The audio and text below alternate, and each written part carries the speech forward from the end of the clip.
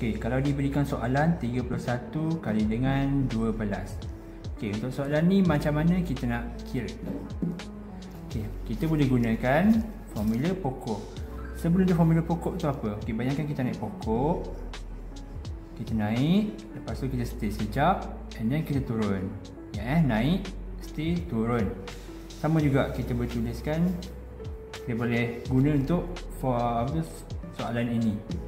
Pertama kita naik.